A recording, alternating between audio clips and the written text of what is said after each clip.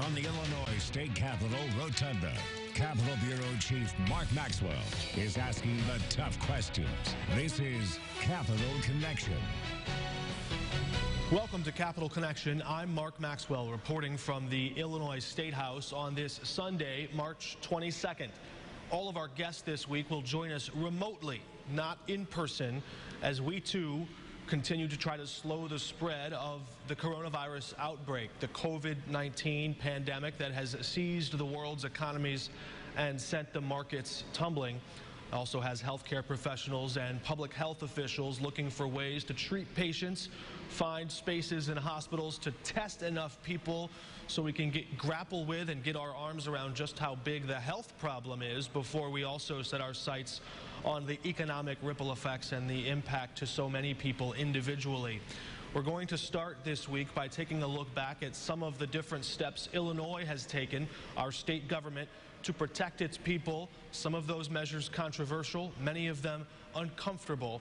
We start by looking back early this week at Governor Pritzker's decisions to shutter schools, then restaurants and bars, and overall spreading out to make sure that public health officials had enough places and enough testing units to test people where they are. Until the end of April 7th, all our residents will be subject to a stay-at-home order. All non-essential businesses must stop operating.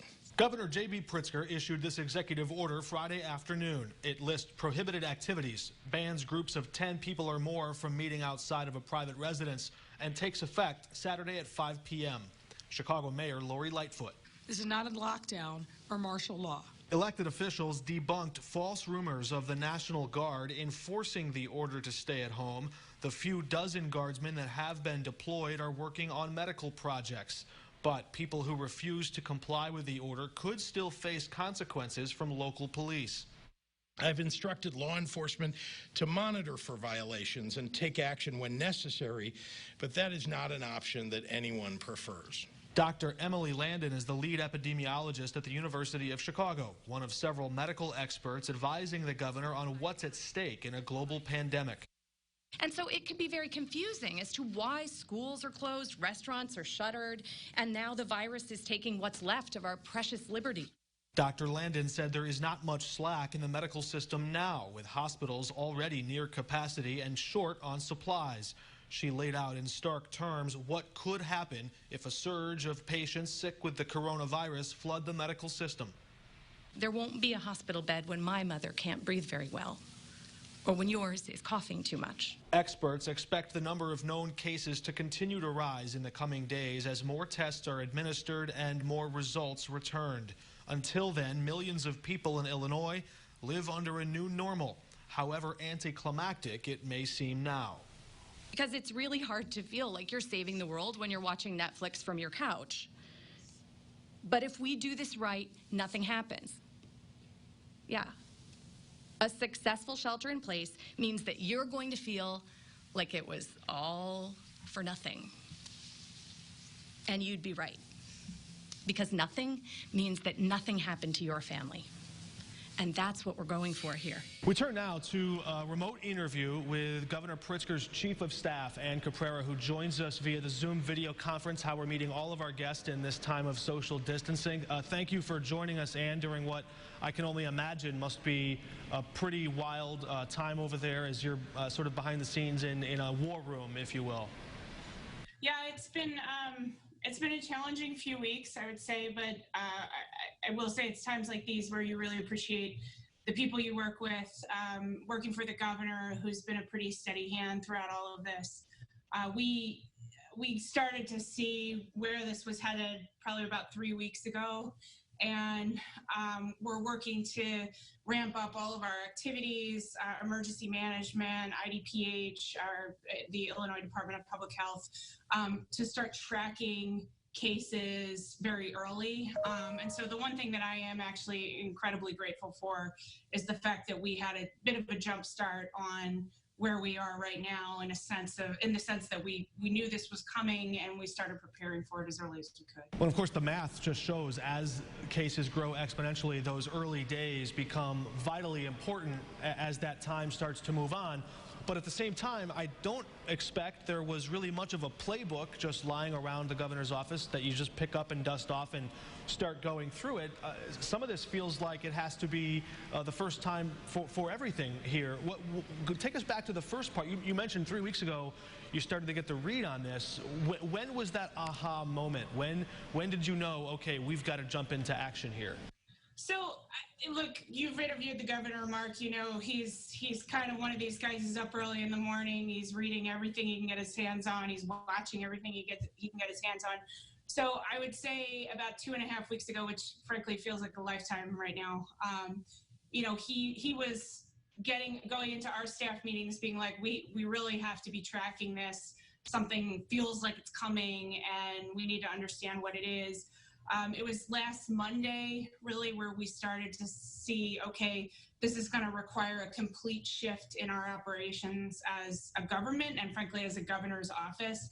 And that, you know, that was a little bit weird and unusual because you're right, there is no playbook for this. There's no list of things for, you know, for a pandemic where people say, okay, when you see this, when you see this, when you see this, you need to start taking these actions. But we really felt like the one chance we had, the only thing we can't get back is time. And so the one chance we had to try to get ahead of this as much as possible was to be willing to make a decision, even if it was a hard decision. And I think the governor said the other day that our decisions these days are between bad and worse. And so the really important thing is that at least make a decision so that we can move on to the next thing that we have to do. Politics is always deliberative. It's always a debate. There's going to be some pushback. We've seen that even Governor Pritzker sort of putting President Trump's feet to the fire a bit on the national media circuit on Sunday last week. We're seeing some local Republicans in Illinois push back and say, wait, hold on, before we jump to take some of these urgent matters, we want to have a say here too. So there's always going to be some of that debate here. So as the governor takes this information in from Dr. Ezike and others, these medical experts, what is the protocol? What is the decision-making matrix here as he's sort of looking at the time element and also wanting to weigh the bigger matters of, you know, how can we actually go forward with an election on one hand or with shutting down bars and restaurants on the other? I mean, take us through that decision-making process there. How is he actually making those calls? Sure.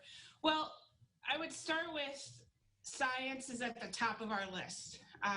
You know, we convened a little over a week ago a meeting with the top hospital doctors, epidemiologists, modelers, to just talk us through what does the spread of infection look like, how quickly can we expect this to happen, and what are the mitigation efforts that we have to take that have been proven effective in other places, other countries. You're hearing a lot about Italy and South Korea and China and what each of those countries are doing. We generally operate under an assumption, given the information we've been given, that we're about 16 days behind Italy in terms of, you know, what this country is dealing with and what the places that have more cases are dealing with. There are all these outside experts that both the governor and myself are trying to make sure that we touch base with. He's been on daily calls with other governors from other states. I get on a phone call with chiefs of staff from some surrounding states and also from a few other states across the country. That has been enormously helpful because, frankly, those calls include states where the infection rate is further along than where we are and further back than we are. And there is a real effort, it's very bipartisan, to say, you know, to the states that are further along, they get on and they say, look, here's the things that we're dealing with today. And for the states that are further back, you know, we give them, hey, this is what we're dealing with today. This is what you can expect. We really do operate under the, like, what would you have liked to know like 5 or 6 days ago, a week ago. And then there's just the global health experts that really are making themselves available, particularly to governors right now. And so the governor's on the phone with a lot of those folks, just, you know, getting their best information.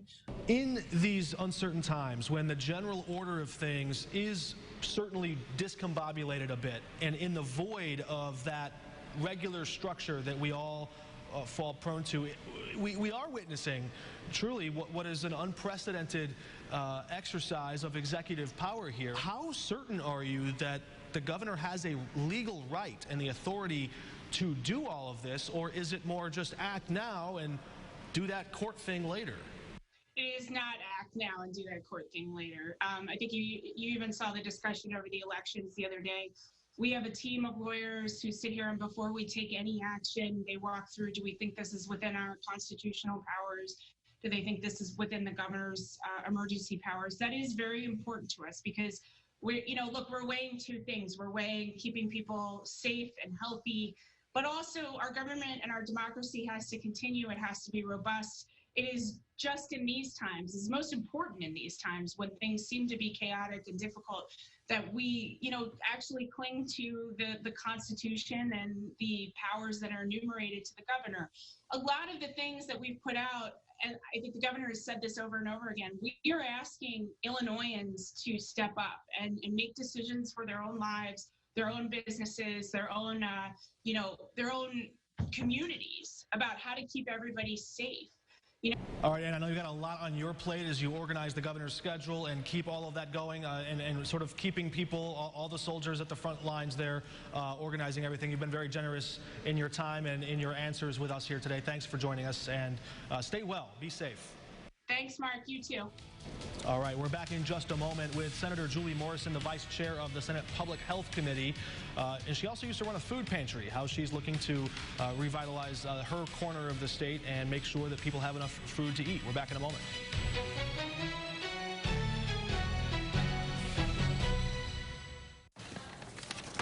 Oh, yeah. Nailed it. That's what I'm talking about. You okay, Glenn? Dude, I'm just so pumped we got all this McDonald's at such a great price. Right now, grab a hot and spicy McChicken or a McDouble. Choose two for just $3 on the McDonald's $1, $2, $3 menu.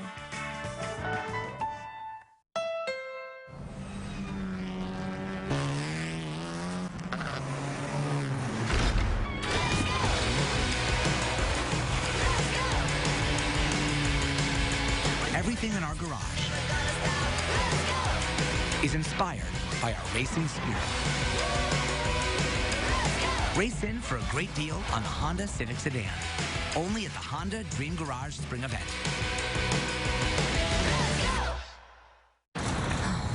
My son needs this drug. I hope it doesn't cost too much. I hope my insurance pays for it. Can you tell me how much this will be? 67. Sorry.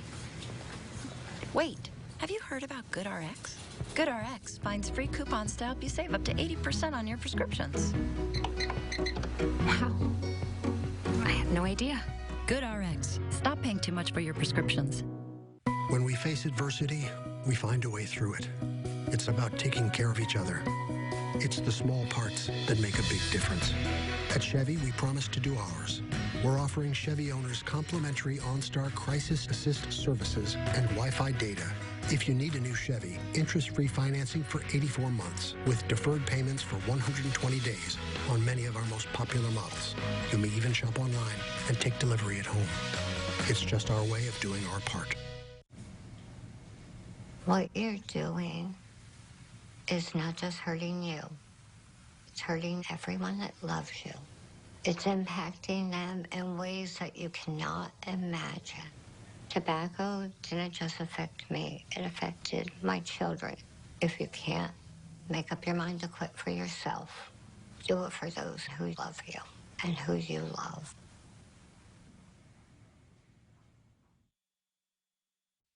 You're watching Capital Connection from the Illinois State Capitol. Joining us now is Senator Julie Morrison, who's joining us, like all our guests this week, on a Zoom meeting online. It's good to have you with us, Senator. How are you holding up? Just like everybody else in the state, we're in an uncharted territory, and every day is different. And we appreciate the technology and your willingness to meet us like this in these sort of unusual circumstances. You are the vice chair of the Senate's Public Health Committee, and from that position, you oversee a lot of the state's public health measures, and it's the public health department. First of all, just your view on how the state has handled this crisis. How would you grade it so far, and what are you looking for in the response? Well, Mark, this is totally unprecedented. While I think we had some things prepared and then some things in place, the magnitude, the length of what we're looking at in terms of isolating individuals and providing health care for hundreds of thousands of people potentially in the state, it's unprecedented. There's going to become a time very soon when people around us just have to start rolling up their sleeves and going to work to make sure people have the food they need. I saw a press release from your office earlier this week describing the local effort to organize food pantries and to help make sure that they have enough supply after we've seen, again, this is something we just don't see very often, but the run at the grocery store where shelves in many cases are wiped clean. Now we have to consider the next steps, the aftermath, and if and when there are people who might be in danger or in jeopardy of going hungry, what is it that you're doing, your office is doing? Is there some larger coordinated statewide effort to make sure that people aren't going hungry, and what can you do with these food pantries? Is it just a matter of awareness or of organization? What is it that you're trying to convey there? Well, let's start with the governor, who I know has reached out to the CEOs of numerous food distribution and companies and made sure that they are very aware and that they are part of the food supply that's going to actually be going into the food pantries. That's one step, and that's sort of a statewide effort. I think food pantries, and I actually ran one for 15 years myself locally here, so I know they run on the backs and the hearts of volunteers and people in the community. And so I think one of the things that we can do to be most effective as people in the community, if you feel fortunate enough that you're able to purchase something or bring something to a food pantry, please do it. On my website, I've got all the food pantries in my district listed, and specifically how to volunteer and or donate. So, you know, that's literally rolling up your sleeves. The need will continue to be great as people, especially people who are not maybe eligible for unemployment benefits, find themselves hourly workers from bars and restaurants as they find themselves without a paycheck immediately. It's critical that those people are able to feed their families and stay in their homes. Senator, to take good care, stay healthy, and we look forward to more updates from you and from your colleagues, and hopefully a day when business resumes soon back in Springfield. Thank you, Mark.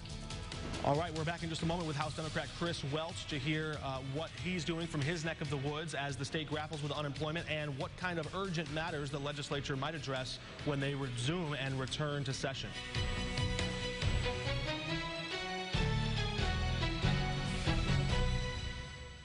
Looking for great sleep at a great price? Denver Mattress has you covered. During the Super 7-Day Sell-Off, save $100 on the entire Denver Mattress brand luxury lineup, any size, any model. Or receive a free $300 Furniture Row gift certificate when you purchase any Tempur-Pedic. And check out the Factory Direct Summit Queen, only $189.99. In 5 years, no interest financing, plus shop in-store or from home, and we'll deliver it free to your doorstep. Denver Mattress, the easiest way to get the right mattress. At Ostling & Associates, we handle bankruptcy and only bankruptcy. When you need help, call Ostling & Associates. There's only a $750 fee for single filing Chapter 7 bankruptcy. Bankruptcy questions? Visit our website at bcyhelp.com. An emergency bankruptcy can stop foreclosures, judgments, repossessions, utility shutoffs, and court proceedings. Call Ostling & Associates with 20 Illinois offices to serve you. Call Ostling & Associates now and stop the collection calls. When we face adversity, we find a way through it. It's about taking care of each other. It's the small parts that make a big difference. At Chevy, we promise to do ours. We're offering Chevy owners complimentary OnStar Crisis Assist services and Wi-Fi data. If you need a new Chevy, interest-free financing for 84 months with deferred payments for 120 days on many of our most popular models. You may even shop online and take delivery at home. It's just our way of doing our part. There are everyday actions to help prevent the spread of respiratory diseases. Wash your hands. Avoid close contact with people who are sick. Avoid touching your eyes, nose, and mouth. Stay home when you are sick. Cover your cough or sneeze. clean and disinfect frequently touched objects with household cleaning spray. For more information, visit cdc.gov/COVID-19. This message brought to you by the National Association of Broadcasters and this station. When we face adversity, we find a way through it. It's about taking care of each other. It's the small parts that make a big difference. At Chevy, we promise to do ours. We're offering Chevy owners complimentary OnStar Crisis Assist services and Wi-Fi data. If you need a new Chevy, interest-free financing for 84 months with deferred payments for 120 days on many of our most popular models. You may even shop online and take delivery at home. It's just our way of doing our part. You're watching Capital Connection from the Illinois State Capitol. We're joined now, like we are with all of our guests this week, on the Zoom conference meeting online hotline with Representative Chris Welch joining us remotely. Thank you for doing this in these sort of uncertain times, Representative. How are you holding up? Thank you, Mark, for having me, and glad to be practicing social distancing with you. We're holding up well. You know, we're listening to all of the experts and the scientists, and we're trying to stay home as much as possible, only leaving for groceries and things of that nature. So we're holding up well. We saw 42,000 people file a claim for unemployment insurance in a span of just 48 hours. That same 48-hour period last year was just 4,000 people roughly. So we're seeing a tenfold increase. At some point, I imagine that is going to put pretty enormous stress on the state's systems. Do you know the current status of the Department of Employment Security, how they're handling all this? And is there any way to know how much relief exists there? Well, there's no doubt about it that the system is stressed. We're going through a global pandemic right now, and no one knows when this thing will end. And I do believe those numbers will continue to grow until we get this thing contained and the numbers going down, until we flatten that curve. So that's why it's so important that everyone take the experts' advice and stay home. Employment insurance, you know, we're encouraging people to apply for unemployment insurance. This is a very unique situation, and many people who normally wouldn't qualify for unemployment do now. And there's also help out there for our small businesses. All right, Representative Welch, thank you for joining us. Any final words or thoughts, to your constituents or to other voters, other citizens around Illinois as they hunker down and try to make it through these uncertain times? Hey, you know what? We're living in a unique time. This is a global pandemic, but understand something. We are strong. Illinoisans are strong. Americans are strong, and we've survived other crises before, and we're going to get through this one. All right, Representative Welch, we look forward to seeing you back in these halls. Keep a safe distance, stay healthy, take good care, and we will see you soon. Thank you. You too, Mark. All right, we're back in just a moment.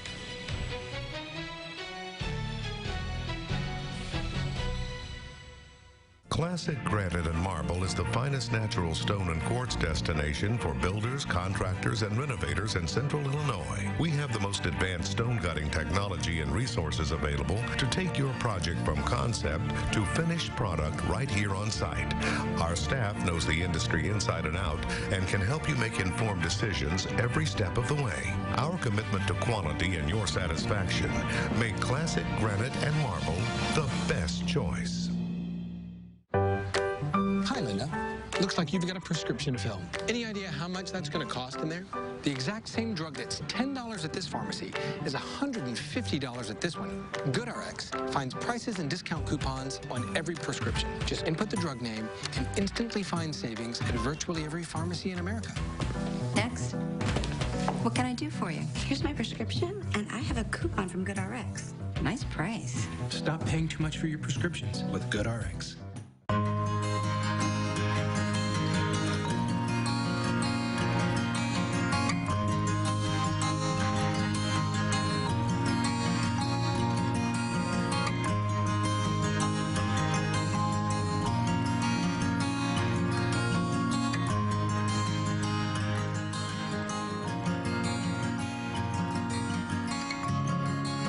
Visit one of Adams Memorial's 14 locations for your personalized custom needs. When we face adversity, we find a way through it. It's about taking care of each other. It's the small parts that make a big difference. At Chevy, we promise to do ours. We're offering Chevy owners complimentary OnStar Crisis Assist services and Wi-Fi data. If you need a new Chevy, interest-free financing for 84 months with deferred payments for 120 days on many of our most popular models. You may even shop online and take delivery at home. It's just our way of doing our part.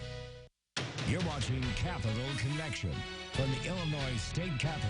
Welcome back. Our next guest joining us again remotely via the Zoom conference hotline is Representative Tim Butler from the north end of Springfield, where he is working in a safe social distance space from everybody else. Representative, good to have you with us. How are you holding up? How are you feeling? You know, I feel fine. We've been largely at home, really, since last Saturday. We did go out. I did go out for an event this week at the Blood Center in Springfield to encourage people to, if they can, get out and donate blood in a safe manner and everything. But largely, my wife and I have been at home. You know, we're lucky enough to be able to have the technology to be able to do our jobs from home, and that's been a good thing so far. Are the powers of the governor right now clearly defined enough to handle an emergency like this? Well, I think we need to have a discussion on the other side of this about continuity of government in our state. I raised those questions early on with some of my colleagues and some of our House leadership. I think this is something we're really going to have to take a hard look at. You know, there's continuity of government plans that obviously get carried out on the federal level that have been in place for a long time. But, you know, when you get into these situations, a lot of times, you know, you haven't thought about this stuff a lot in advance, and it seems to me that we didn't think a lot of it. We think about it in the emergency management sense, and how do we get supplies to people, what the supply chain is going to be, how do we react to tornadoes and floods and all this kind of stuff. But when our government is potentially incapacitated, which it's not today, I think we're still functioning very well, but it certainly begs the question as we move forward, you know, what are the powers of the governor in these situations? What are the powers of the legislature? We are a co-equal branch of government, and the executive branch is basically running everything right now. A lot of people in times like these look to their neighbors, they look to their family, perhaps they look to their faith to find assurance that we are going to all get through this, and we're all looking to, I think, there are some people as well who may look to government, or perhaps their elected officials, for a word of assurance that somehow, some way, this will all sort itself out, even as people go through very real pain and suffering in the short term.